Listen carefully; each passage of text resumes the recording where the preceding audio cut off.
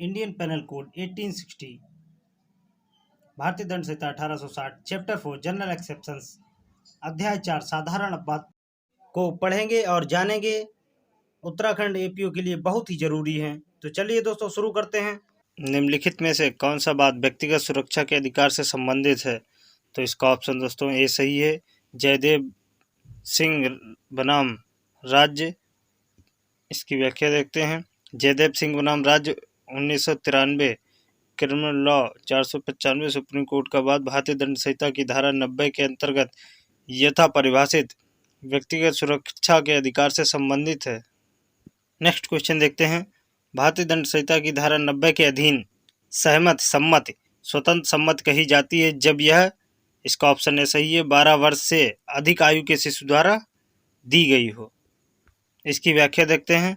भारतीय दंड संहिता की धारा 90 के पैरा 3 के अधीन जब तक कि संदर्भ से तत्प्रतिकूल प्रतीत ना हो, तो यदि वह सहमति ऐसे व्यक्ति ने दी है जो 12 वर्ष से कम आयु का है, वैध सहमत नहीं है। अतः 12 वर्ष से अधिक आयु के शिशु द्वारा दी गई सहमत इस धारा के दिन स्वतंत्र सहमत कही जाएगी। नेक्स्ट क्वेश्चन देखते हैं।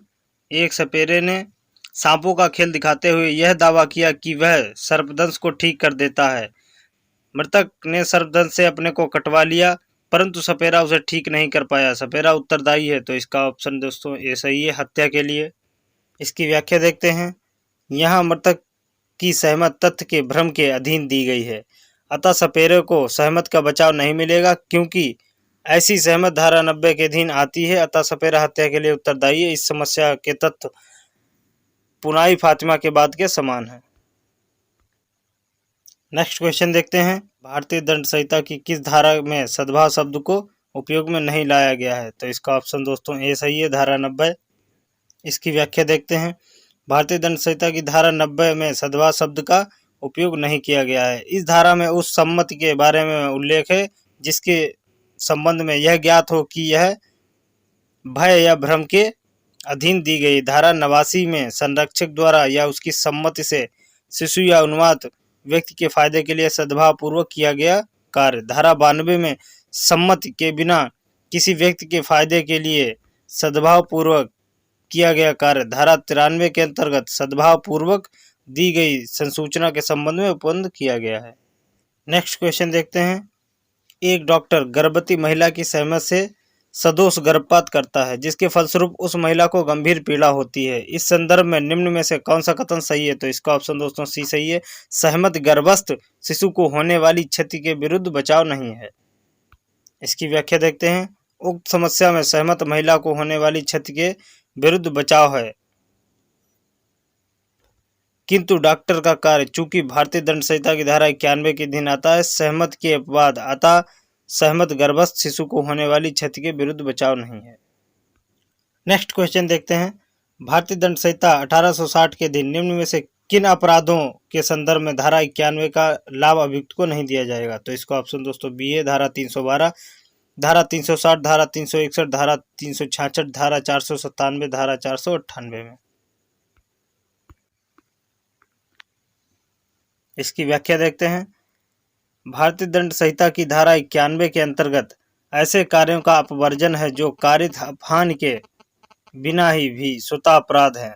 धारा 87, धारा 88, धारा 89 में सम्मत के अपवाद से संबंधित है, अर्थात स्वतः अपराध के कृत्यों के मामले में सम्मत के अपवाद का सहारा नहीं लिया जा सकता है। ये अपराध धारा 312, 360, 361, 366, 366, 497, 498 में परिभाषित है, जो स्वतः अपराध की श्रेणी में आते हैं।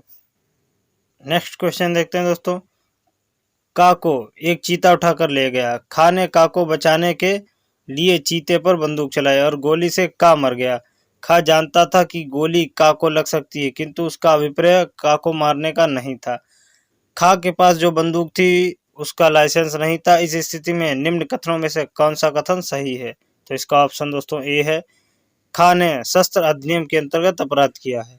इसकी व्याख्या देखते हैं दोस्तों। यद्यपि खा द्वारा का को बचाने चीते पर गोली चलाने का कृत्य भारतीय दंड संहिता की धारा 92 के अधीन संरक्षित है, फिर भी चूंकि खा बिना अनुज्ञप्त लाइसेंस के बंदूक रखे हुए है, अतः खाने शस्त्र अधिनियम के अंतर्गत अपराध किया है। नेक्स्ट क्वेश्चन देखते हैं। एक आग लगे मकान में का बच्चे के साथ फंसा हुआ था। यद्यपि कुछ व्यक्ति बच्चे को बचाने के लिए बाहर कंबल लिए खड़े थे। का जानता था कि बच्चा मर जाएगा यदि उसको गिरा दिया गया। बच्चा मर गया।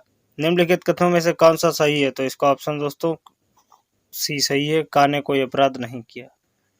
इसकी व्याख्या देखते हैं। समस्या में चूंकि का उस शिशु को मार डालने का आशय न रखते हुए और सद्भाव पूर्वक उस शिशु के फायदे के आशय से गृह की छत से नीचे जहां लोग कंबल ताने खड़े हुए थे फेंकता है। ऐसी स्थिति में का को भारतीय दंड संहिता की धारा 92 का बचाव मिलेगा, अतः का ने कोई अपराध नहीं किया है। नेक्स्ट क्वेश्चन देखते हैं। एक शिशु या के साथ जलते हुए गृह में है। गृह के नीचे लोग कंबल तान लेते हैं। का उस शिशु को यह जानते हुए कि संभव है कि गिरने से इस शिशु की मृत्यु हो जाएगी, किंतु उस शिशु को मार डालने का आशय न रखते हुए और सद्भाव पूर्वक उस शिशु के फायदे के आशय से गृह छत से नीचे गिरा देता है एवं शिशु की मृत्यु हो जाती है। निम्न में से कौन सा अपराध कारित किया है? तो इसका ऑप्शन डी है, का ने कोई अपराध कारित नहीं किया है। नेक्स्ट क्वेश्चन देखते हैं। का एक शल्य चिकित्सक यह देखता है कि एक शिशु की ऐसी दुर्घटना हो गई है जिसका प्राणांतक साबित होना संभाव्य है।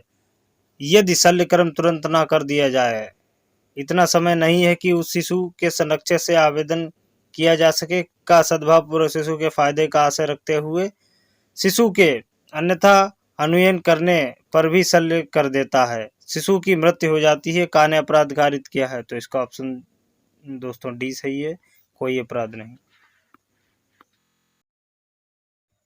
दोस्तों हमारे द्वारा बताए गए एमसीक्यूज आपको कैसे लगे हमें कमेंट बॉक्स में जरूर बताएं। वीडियो को लाइक करें, चैनल को सब्सक्राइब करें।